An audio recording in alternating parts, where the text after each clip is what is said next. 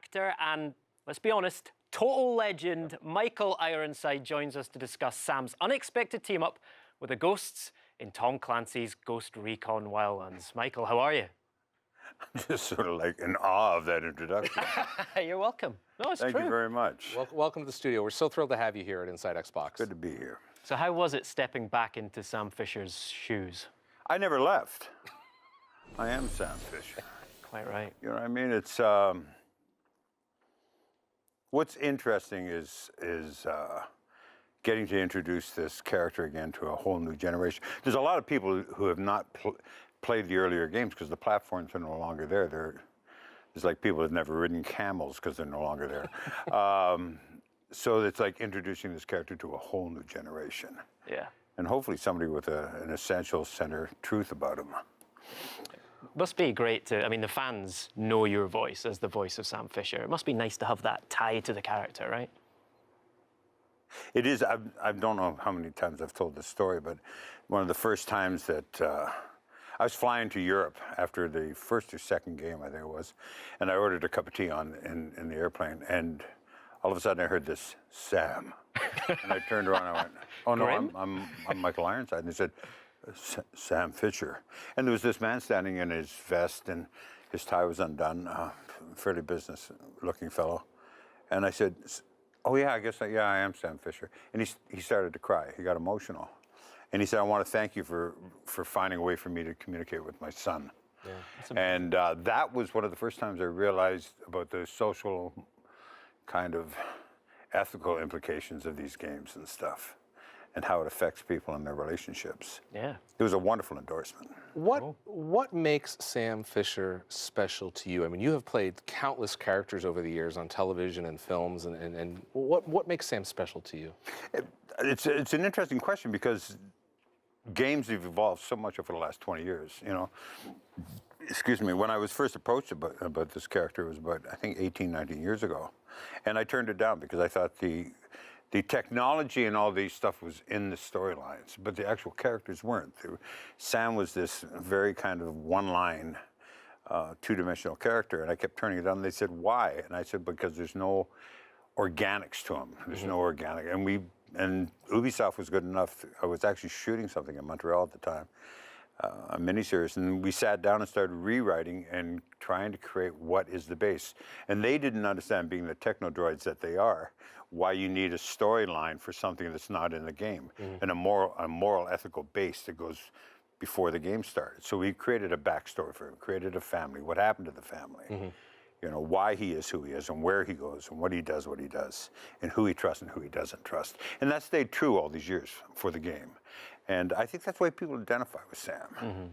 Now, games have moved on. Now, you know, maybe the last two games, Sam comes across as being a little more, the last few games. But the early games, he really did have an emotional base.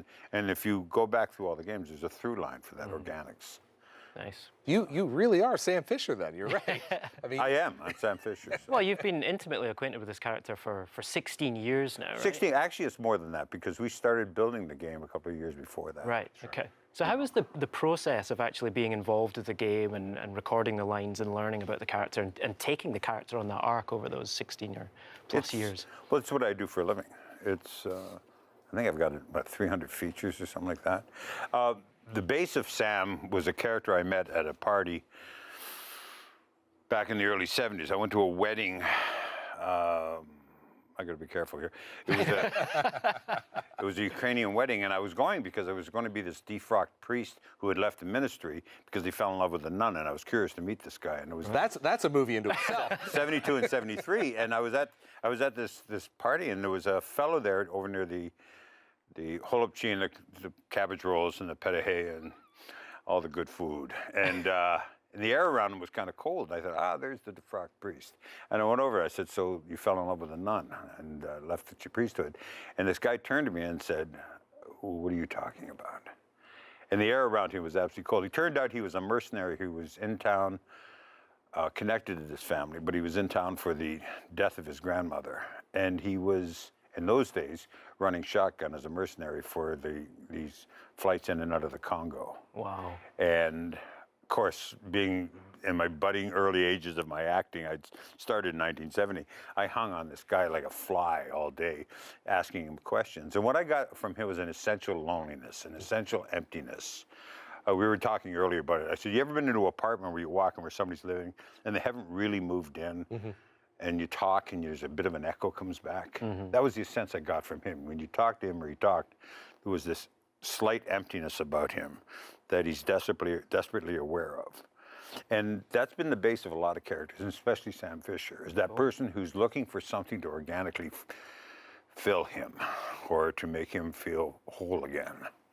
And he has a very specific moral ethical principle behind that. Whether it's right or wrong, good or bad, it's not the issue, but it's organically correct. So you really have been holding on to that character when you met him in the early 70s for like almost 20, 25 years until you were able to really bring him out in Sam. Well, that character I met at that wedding reception in front of the Holupchi has been the base for a lot of characters I've played. It's almost like the canvas. Yeah. Painting a picture, we were talking earlier again, painting a picture doesn't start by choosing the colors and the landscape. It actually starts when you build your stretcher, when you stretch the canvas, when you choose the format and the you know, that you're going to paint in. And it's the same with characters. It's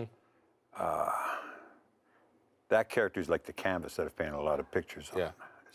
Does that make sense? Yeah, he's been your foundation. Sam owns his genetics to that meeting that day.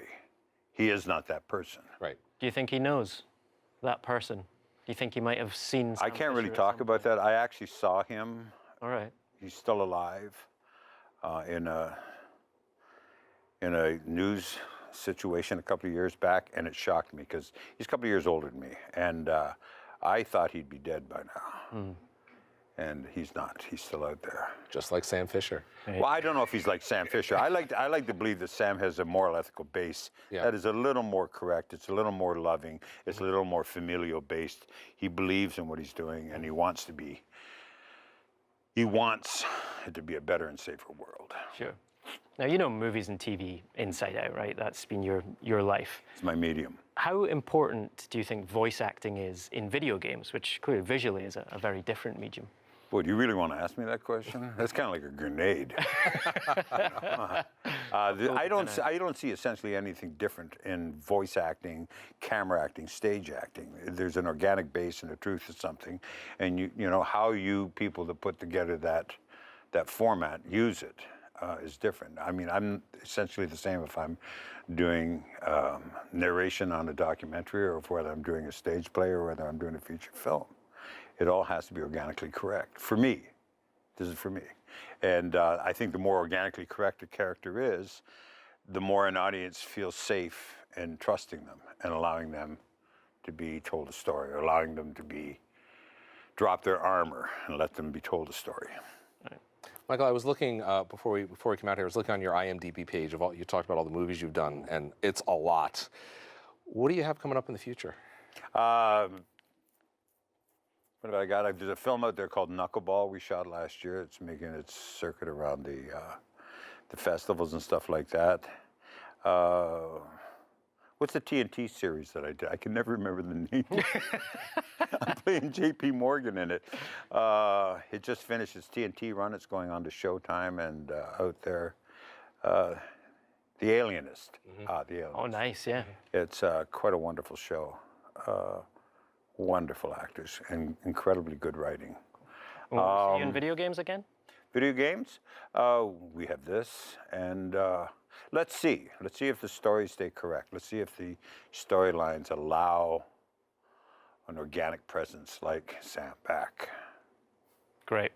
I know I would like to see him. Absolutely. Anyway, Michael, it's such a pleasure to have you on the set. Thank you for the voice. Thank you for everything, yeah. Well, thank you. Such a legend for your time. Anyway, thanks so much. Next, we have Laura Corddry from Ubisoft is here to help unpack this expansion and give us a taste of what lies ahead in Ghost Recon Wildlands Year 2. But first, let's set the stage with the sizzling Year 2 trailer.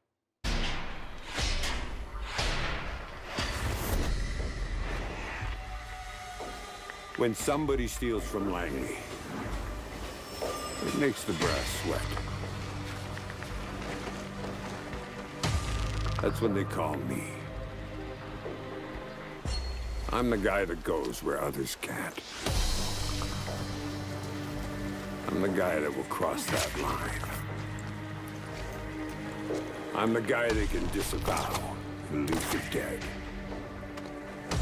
And I'm the guy who solves their problems with swift action. I followed my target to Bolivia. He plans on selling Langley's secrets to the Santa Blanca drug cartel. I'm alone without my team. Lucky for me, some old friends are in the neighborhood. All right, Ghost. This is Sam Fisher. Let's go for a ride.